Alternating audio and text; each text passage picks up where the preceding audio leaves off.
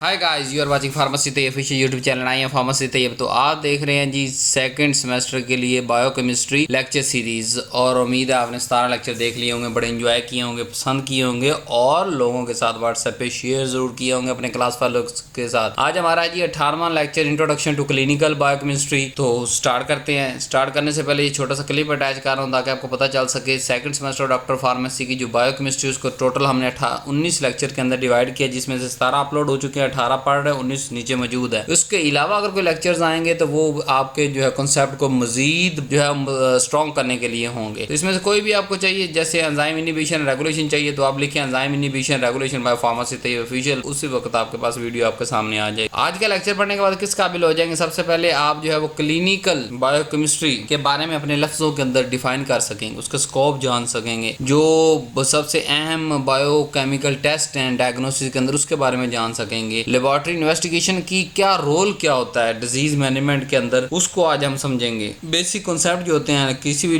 Report को D code करने के, जो लैब रिपोर्ट आई है उसको हम डी कोड करते हैं और कन्वर्ट करते हैं डिजीज मैनेजमेंट की तरफ, कि हमें प्रेडिक्ट कर सके कि अच्छा डिजीज इस लेवल पे पहुंच चुकी है और ट्रीटमेंट इस लेवल पे होना करना चाहिए। फिर लास्ट में हम यही जो क्लिनिकल बायोकेमिस्ट्री का नॉलेज है इसको फार्मास्यूटिकल प्रैक्टिस के अंदर भी इस्तेमाल करेंगे। तो सबसे पहले डेफिनेशन देखते हैं, what is the clinical biochemistry. Clinical biochemistry की एक दूसरी जो नाम है उसको हम केमिकल पैथोलॉजी भी कहते हैं। ये एक ब्रांच ऑफ लेबोरेटरी मेडिसिन है जो कि डील करता है analysis of biochemical constituent of body fluid, के बॉडी फ्लूइड के जो कंपोनेंट होते हैं, जो पार्ट होते हैं, उनकी जो बायोकेमिकल कंपोनेंट होते हैं बॉडी फ्लूइड के, उसको एनालाइज करता है। मतलब उसको बताता है कि ये चीज कम है, ये चीज ज्यादा है। अब कौन से बॉडी फ्लूइड, जैसे ब्लड, ठीक है, यूरिन, CSF और दूसरे टिश्यूज। अब हम कर क्यों रहे होते हैं, एनालाइज क्यों कर रहे हैं हम जो बॉडी फ्लूइड को और उसके डिफरेंट कंपोनेंट्स जो बायोकेमिकल कंपोनेंट्स हैं उनको क्यों काउंट कर रहे होते हैं, या क्यों उसको जो है वो हम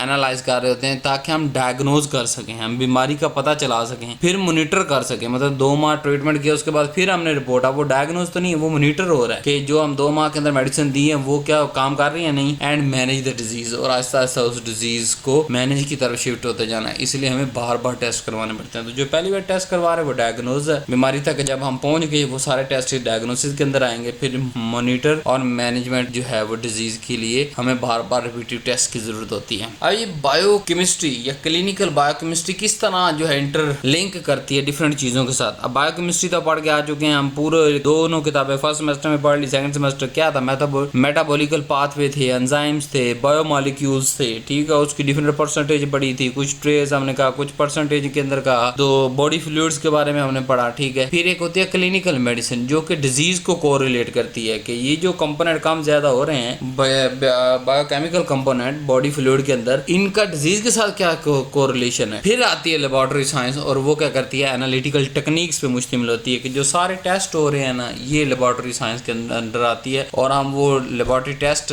जो है करके डिजीज को कोरिलेशन करते हैं। अब एक्चुअली हम करने क्या जा रहे हैं, हम बॉडी की केमिस्ट्री को चेक करते हैं, डिजीज की जो चेंजेस आती हैं उसको आइडेंटिफाई करते हैं, और फिर लैब डायग्नोज करवाते हैं और ट्रीटमेंट के लिए डिसीजन लेते हैं। स्कोप की बात करें, scope of clinical biochemistry. Clinical biochemistry has a wide diagnostic and clinical application, के बहुत सारी इसकी वाइड डायग्नोस्टिक और बायो क्लिनिकल एप्लीकेशन है। जैसे कि मेजर एरिया हमारे पास है मेटाबॉलिज्म, कि हम कार्बोहाइड्रेट को चेक करें, ग्लूकोज को जो कि डायबिटीज के साथ लिंक करता है, प्रोटीन को चेक करें, एल्ब्यूमिन, यूरिया को, लिपिड को चेक करें, कोलेस्ट्रॉल, ट्राइग्लिसराइड को, एंजाइमोलॉजी की अगर बात करें एंजाइम की तो एंजाइम को डिटेक्ट करें, ALT, AST, CK, LDH, hormone और एंडोक्राइनोलॉजी के अंदर हम जो है वो thyroid hormone, insulin, corticosteroid, electrolyte और बॉडी बैलेंस के अंदर sodium, potassium, calcium, organ function test के अंदर है जी liver function test, kidney function test, cardiac marker, toxicology के अंदर drug level and poisoning, molecular diagnosis के अंदर DNA, RNA बेस्ड टेस्ट है। तो ये जो मेजर एरियाज हैं जहां हम ये डायग्नोस्टिक अप्रोच यूज करते हैं ताकि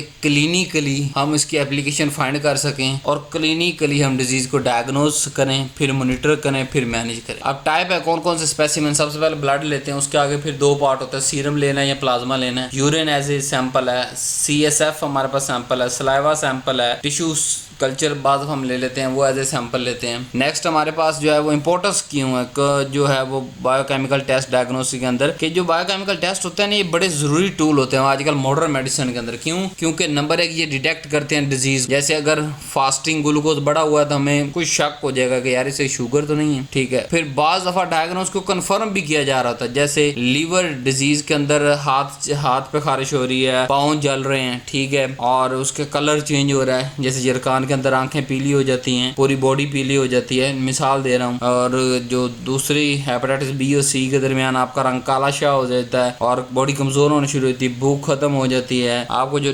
डाइजेस्टिव सिस्टम सारा तबाह हो जाता है। तो अगर वो जो लीवर डिजीज है उसको कंफर्म कैसे करेंगे? एंजाइम को मालूम करते हुए, क्या ALT और AST बढ़ा हुआ है तो कंफर्म हो जाएगा कि हमारा लीवर डिजीज बंदे को मौजूद है। आइडेंटिफाई द डिजीज सिवियरिटी, कि डिजीज कितनी सीवियर है उसको चेक करना। क्रिएटिनिन लेवल जैसे अगर हम चेक कर ले तो हमें किडनी के फंक्शन का पता चल जाता है कि किडनी 10% चाह रही, 15% चाह रही, 20% 40%, 50%, कौन सी दवाई देनी कौन सी नहीं देनी। फिर पॉपुलेशन को भी स्क्रीन किया जा सकता है, जैसे मतलब किसी खास पॉपुलेशन के अंदर, जैसे India, Bangladesh, Pakistan, Canada, America, Europe, उनके अगर किसी जगह पे कार्डियोवैस्कुलर रिस्क बहुत ज्यादा आ रहा है तो हम उसकी लिपिड प्रोफाइल चेक करेंगे। क्या ओवरऑल पॉपुलेशन के अंदर लिपिड प्रोफाइल बिगड़ी हुई है तो उनके अंदर ऑटोमेटिकली कार्डियोवैस्कुलर रिस्क ज्यादा होगा एज कम्पेयर टू किसी दूसरी पॉपुलेशन के। फिर नेक्स्ट हमारे पास क्या होता है कि डिजीज की प्रोग्रेशन को मॉनिटर करना, जैसे HB1AC अगर लॉन्ग टर्म के लिए हम यूज कर रहे हैं ग्लूकोज कंट्रोल को चेक करने के लिए, और हमें पता चलेगा कि कंट्रोल रहता भी है या नहीं। फिर हमारे पास आ गया role of laboratory investigation in disease management, कि अब डिजीज का तो पता चल गया डायग्नोज, अब उसको मैनेजमेंट करने के अंदर कैसे रोल है, कि लेबोरेटरी इन्वेस्टिगेट करती है बड़ा central role clinical decision making के अंदर। नंबर जैसे कि डायग्नोज तो हमने कर लिया कि confirm the presence of disease, जैसे हाई बिलीरुबिन है तो जॉन्डिस है, जरकान है, पीला जरकान है। प्रोग्नोसिस क्या होता है कि पहले प्रेडिक्ट कर देना डिजीज के आउटकम के ये कुछ होगा, जैसे क्लिनिकल मार्कर्स आ रहे हैं तो मायोकार्डिक इन्फेक्शन हो सकती है। फिर थेरेपी को मॉनिटर करना, कि साथ साथ थेरेपी देंगे और 4 हफ्ते के बाद कम से कम कोई भी टेस्ट रिपीट करना चाहिए, तो 4 हफ्ते के बाद दोबारा वो टेस्ट करवाएंगे, उसकी दोबारा वैल्यू चेक करेंगे, तो उसके हिसाब से फिर उस टेस्ट की बुनियाद पे जो रिजल्ट आएगा वो हम अपनी डोज को एडजस्ट करेंगे और डिफरेंट मॉनिटर करेंगे इलेक्ट्रोलाइट्स को ड्यूरिंग, अगर जैसे लेट्स सपोज डायूरेटिक थेरेपी दे रहे हैं तो उसके अंदर हम इलेक्ट्रोलाइट्स को कम ज्यादा कर सकते हैं। डिटेक्शन ऑफ कॉम्प्लिकेशन की अगर बात करें कि इंक्रीज यूरिया और क्रिएटिनिन, रीनल फेलियर, मतलब अगर एक हाथ से ऊपर गुजर गया है यूरिया और क्रिएटिनिन और हम उसे 2-3 माह मेडिसिन भी देते रहे फिर भी वो ऊपर ही जा रहा है तो उसका मतलब रीनल फेलियर की तरफ हम शिफ्ट हो रहे हैं। थेरेपेटिक ड्रग मॉनिटरिंग के अंदर बड़ी जरूरी होती है, जैसे ताकि थेरेपेटिक ड्रग मॉनिटरिंग का ये मतलब होता है कि जब हम ओवरऑल सारी रिपोर्टें करवा लेते हैं तो हमें क्या पता चलता है कि इस पेशेंट के स्पेशली किडनी के रिलेटेड जब हमें पता चल जाता है इसको डोज कितनी देनी है, डिजीज की सिवियरिटी का जब पता चलता है तब भी हम डिसाइड कर सकते हैं इसको डोज कितनी देनी है। जब 4 हफ्ते के बाद दोबारा टेस्ट होता है फिर भी हम दोबारा डोज एडजस्ट कर सकते हैं, बढ़ा या कम कर सकते हैं डिजीज मैनेजमेंट की बुनियाद पे। तो ये सेफ ड्रग लेवल को इंश्योर करता है किसी भी कंडीशन के अंदर, चाहे वो किसी की स्टेज 1 है, 2 है, 3 है, 4 है, 5 है, 6 है डिजीज। तो सेफ ड्रग लेवल को जो चीज इंश्योर करती है वो है थेरेपेटिक ड्रग मॉनिटरिंग। जो ड्रग दे रहे हैं उसका बॉडी पे इफेक्ट चेक करना कि वो काम भी कर रही है नहीं कर रही, अगर कर रही है तो सेफ रेंज के अंदर कर रही है कि टॉक्सिसिटी तो नहीं क्रिएट कर रही। जैसे कि अमाइनो ग्लाइकोसाइड के लिए बड़ा जरूरी होता है जो है वो जब हम अमाइनो ग्लाइकोसाइड किसी भी ह्यूमन के अंदर इस्तेमाल कर रहे होते हैं तो टेस्ट हम बार बार रिपीटिव करवा रहे होते हैं। लिथियम के साथ मॉनिटरिंग बड़ी जरूरी होती है। अब बेसिक कॉन्सेप्ट क्या होता है किसी भी लेबोरेटरी रिपोर्ट का, किसी की लेबोरेटरी रिपोर्ट को समझने से पहले आपको या तो कोई क्लिनिक होल्डर समझाएगा या फार्मासिस्ट समझाएगा। अब इसके कंपोनेंट कौन से होते हैं लेबोरेटरी रिपोर्ट के? नंबर 1 पेशेंट की इन्फॉर्मेशन दी होती है उसके अंदर, नाम, father name, mother name, age, कोई पुरानी बीमारी, तो ये सारी पेशेंट की इन्फॉर्मेशन। फिर जो टेस्ट किया तो उसका नाम लिखा होता है। फिर एक रेफरेंस रेंज होती है, यानी जो कि नॉर्मल रेंज हमें उस लेबोरेटरी के अपने पैरामीटर्स के मुताबिक दी जा रही होती है कि हमारी नॉर्मल रेंज ये है। फिर यूनिट्स होते हैं स्पेसिफिक, हर जो है वो टेस्ट के अपने यूनिट हैं, कहीं IU है, इंटरनेशनल यूनिट है, कहीं जो है वो मिलीग्राम के अंदर हम काउंट करते हैं, कहीं माइक्रोग्राम के अंदर हम काउंट करते हैं। लास्ट के अंदर इंटरप्रिटेशन या कमेंट्स भी बाज़ दफ़ा ऊपर लिखे होते हैं कि अगर कोई अच्छी रिपोर्ट हम कहीं अच्छी से करवा रहे हैं और वहाँ पैथोलॉजिस्ट बैठा हुआ है या फिजिशियन पैथोलॉजी फार्मेसी बैठा हुआ है तो वो क्या करेंगे, वो ऊपर अपना नोट लिख देंगे, कमेंट लिख देंगे कि हमारे ख्याल में इस रिपोर्ट का ये चीज़ बनती है, तो आप बाकी फिजिशियन और फार्मेसी देख लें क्या करना है इसका। तो ये मेन कंपोनेंट है। पेशेंट की इन्फॉर्मेशन आ गई, टेस्ट का नाम आ गया, जो रिजल्ट आया इस वैल्यू का जो पेशेंट के अंदर मौजूद है, जैसे यूरिक एसिड हमने करवाया टेस्ट, तो जी लेट्स टेस्ट वो यूरिक एसिड उसके अंदर आ गया 3.4, जबकि नॉर्मल रेंज क्या थी 3.2 से 7, मिसाल दे रहा हूँ, वो नॉर्मल रेंज के अंदर है, ठीक है। तो इस तरह ओवरऑल हम ये हमारे पास कंपोनेंट होते हैं लेबोरेटरी रिपोर्ट। अब जो रेफरेंस रेंज होती है ना, इसको हम नॉर्मल रेंज कहते हैं कि नॉर्मल इस जैसा अगर कोई और इंसान होता, इस एज का, इस जेंडर का, इस बॉडी वेट का, तो उसकी नॉर्मल कितनी होनी थी, वो किस बुनियाद पर डिफर हो रहा है, एज, जेंडर और लेबोरेटरी में। तो हर लेबोरेटरी की नॉर्मल रेंज दूसरे से डिफरेंट होगी, लेकिन बिल्कुल माइनर सा फर्क होगा डिपेंडिंग ऑन वो कौन सा मेथड इस्तेमाल कर रहे हैं उस चीज को काउंट करने के लिए। फिर इंटरप्रिटेशन प्रिंसिपल्स, अगर हाई वैल्यू आ रही है तो उसका मतलब क्या है कि इंडिकेट कर रहा है डिजीज या ऑर्गन डिसफंक्शन की तरफ, कि ग्लूकोज बढ़ा है तो डायबिटीज हुई है। लो वैल्यू अगर आ रही है तो इंडिकेट कर रहा है किसी चीज की डेफिशिएंसी या फेलियर को, जैसे हेमोग्लोबिन बहुत ज्यादा कम है तो अनीमिया, हम कह देंगे कि अनीमिया जी, खून की कमी है। Critical value, life threatening level आ रहे हैं तो उसके अंदर इमीडिएट एक्शन हमें लिखा हुआ कमेंट के अंदर, उसके लिए इमीडिएट एक्शन कोई ना कोई लें आप। इस तरह हमारे पास जो फैक्टर इफेक्ट कर रहे होते हैं लैब रिजल्ट को, वो सबसे पहले है age, diet, exercise, pre analytic यानी कि सैंपल हैंडलिंग किस तरह की जा रही है, वो भी लैब, अगर सैंपल ही खराब हो गया या सैंपल को जो रिक्वायर्ड ट्रीटमेंट चाहिए थी टेस्ट से पहले वो ही नहीं दी गई, यानी खास टेम्परेचर पे, एक खास बॉक्स के अंदर, एक खास केमिकल के अंदर वो चीज एनालिटिकल जहाँ प्रोसेस हो रहा वहां तक पहुंचानी थी, अगर उस तरह नहीं पहुंचाई जा रही, यानी कि एनालिटिक से पहले, यानी कि कोई टेस्ट नहीं हो रहा, तो उसको अगर सैंपल हैंडलिंग में मसला आएगा तो वैल्यू में मसला आ जाएगा। और ड्यूरिंग एनालिटिक लैब टेक्निक बड़ी जो है मैटर करती है कि वो कौन से स्टैंडर्ड्स और कौन से केमिकल्स यूज कर रहे हैं रिपोर्ट के लिए। पोस्ट एनालिटिक की अगर बात करें तो रिपोर्टिंग एरर, बाज़ दफा एरर भी रिपोर्ट हो जाते हैं, इसमें कोई बड़ी बात नहीं है सारी का, तो वो पैथोलॉजिस्ट भी इंसान है, उसके अंदर कोई ना कोई एरर आ सकता report. Application of clinical biochemistry in pharmaceutical practice के अंदर इसकी क्या अहमियत। फार्मास्यूटिकल प्रैक्टिस के अंदर हमारे पास क्या आता है, drug disease interaction, clinical decision support, detection of drug toxicity, drug therapy monitoring. तो ये हमें सारी जो है वो जो क्लिनिकल बायोकेमिस्ट्री है वहाँ काम आ रही होती है प्रैक्टिस के अंदर, फार्मेसी के लिए बड़ी हाईली रेलिवेंट है, क्लिनिक के अंदर भी और हॉस्पिटल सेटिंग के अंदर भी। नंबर 1 ड्रग थेरेपी मॉनिटरिंग, जैसे मैंने आपको कहा कि अगर कोई रीनल पेशेंट है तो उसकी डोज एडजस्ट करनी पड़ेगी हमें, सिर्फ एंटीबायोटिक नहीं, पेन किलर हर तरह की डोज एडजस्ट करके उसको देनी पड़ेगी, क्योंकि टैबलेट या इंजेक्शन लगाना तो हमने, निकालना तो गुर्दे ने है ना। इसीलिए मेरे पास फार्मेसी में भी अगर कोई पेशेंट आ रहा होता है उसके पास 4-4 पेन किलर और 2-2 जो है 3-3 ताकत की मेडिसिन लिखी होती है, तो मैं उनको रोकता हूँ, उनको खपाता हूँ उनके साथ सारे के भाई नहीं जरूरी इतनी मेडिसिन, आप अपनी सिम्टम बताएं, अपनी जो है वो स्पेसिफिक अलामतें बताएं, ताकि उसके मुताबिक आपको 1-2 चीजें दी जाए, मतलब एक नहीं तो 2 कर लो यार पेन किलर। और जो है वो जो मल्टीविटामिन वो एक ही काफी है किसी ब्रांड का, अगर आपने लेना है जेनेरिक का लेना है। ये क्या जी हर 2 घंटे के बाद एक गोली लेनी, हर 2 घंटे क्या नशे पे लगा रहे हैं हम, तो बड़ा जरूरी होता है इस थेरेप्यूटिक मॉनिटरिंग दोनों जगह पे, हॉस्पिटल सेटिंग के अंदर और क्लिनिक्स के अंदर। ड्रग टॉक्सिसिटी को भी बाज़ दफा डिटेक्ट किया जा रहा था, कहीं ड्रग टॉक्सिक तो नहीं हो रही, जैसे कि अगर लीवर के एंजाइम बढ़ गए हैं तो वो हेपेटोटॉक्सिक ड्रग की वजह से भी हो सकता है।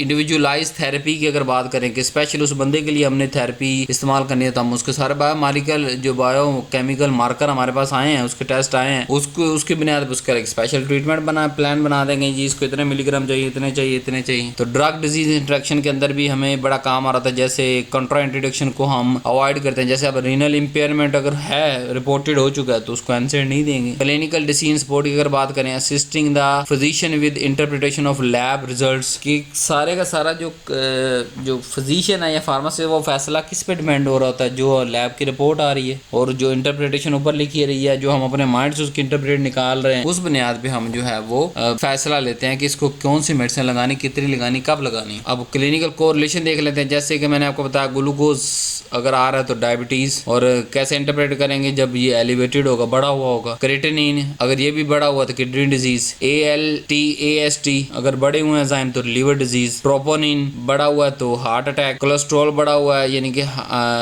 लो डेंसिटी लिपोप्रोटीन, मैंने यहाँ फार्मूला भी आपको बार बार याद कराया कि लो डेंसिटी लिपोप्रोटीन जिस प्रोटीन का हमने नाम रखा है ना उसको लो ही होना चाहिए, और जो हाई डेंसिटी लिपोप्रोटीन है उसको हाई होना चाहिए। और अगर ये अपोजिट हो गया तो कार्डियोवास्कुलर रिस्क आ जाएगा, यानी कि लो डेंसिटी लिपोप्रोटीन को लो होना चाहिए, अगर वो हाई आता है रिपोर्ट के अंदर तो कार्डियोवास्कुलर रिस्क है। अगर हाई HDL को हाई आना चाहिए नॉर्मल के अंदर, अगर वो लो है तो तभी कार्डियोवास्कुलर रिस्क। तो ये वो मेजर टेस्ट थे जो कि इनिशियली स्टेज पे आपको पता होना जरूरी है। इसके बाद फिर आगे हम जो है वो आगे गोताजान हो जाते हैं और स्पेसिफिक टेस्ट करवाते रहते हैं और हम जो पेशेंट की डिजीज तक पहुंच जाते हैं। ओवरऑल आज के लेक्चर की समरी क्या है जी कि क्लिनिकल बायोकेमिस्ट्री जो है ना वो ब्रिज है लेबोरेटरी साइंस और क्लिनिक क्लिनिकल मेडिसिन के अंदर बायोकेमिस्ट्री टेस्ट जो है ना बड़े जरूरी होते हैं डायग्नोज के लिए, मॉनिटर के लिए, ट्रीटमेंट के लिए। Lab report must be interpreted carefully using the reference range आपने देखनी है। ये नहीं कि किसी और की रिपोर्ट पड़ी उसके ऊपर आपने देखा कि 3.5 जो है वो एब नॉर्मल है किसी टेस्ट के लिए और इस पे भी 3.5 एब नहीं। हर रिपोर्ट के साथ जो रेफरेंस वैल्यू लिखी हुई है आपने उस रिपोर्ट को उस रेफरेंस से चेक करके इंटरप्रेट करना और क्लिनिकल फैसले लेने। फार्मेसी का बड़ा इंपॉर्टेंट रोल होता है क्योंकि बायोकेमिकल डेटा हम उसको अपना अप्लाई कर रहे होते हैं और थेरेपी को ऑप्टिमाइज कर रहे हैं और पेशेंट की सेफ्टी को बड़ा ध्यान रख। लास्ट के अंदर बुक आपको पता है अवेलेबल है सेकंड सेमेस्टर की। वेबसाइट पे जाएं, बुक को ऑर्डर करें, उसका स्क्रीनशॉट इस व्हाट्सएप नंबर पे सेंड कर दे, पेमेंट करें और बुक आपको वहां पे अलॉट हो जाएगी। सिंपल आपका जो जीमेल अकाउंट है आपके फोन के अंदर सालों साल से चल रहा है उसी को यूज करते हुए वेबसाइट पे आप रजिस्टर कर सकते हैं और उसी पर ऑर्डर कर सकते हैं। बुक के अंदर तो फिर आपको पता सारी कंप्लीट डिटेल मौजूद होती है। So thank you very much, love you so much. उम्मीद है आज का लेक्चर भी आपको पसंद आया होगा और शेयर करना आपने नहीं भूलना अपनी क्लास फेलोज के साथ। नीचे वाले लेक्चर के अंदर लास्ट लेक्चर के अंदर मुलाकात होती है। अल्लाह हाफिज़ से, लव यू सो मच।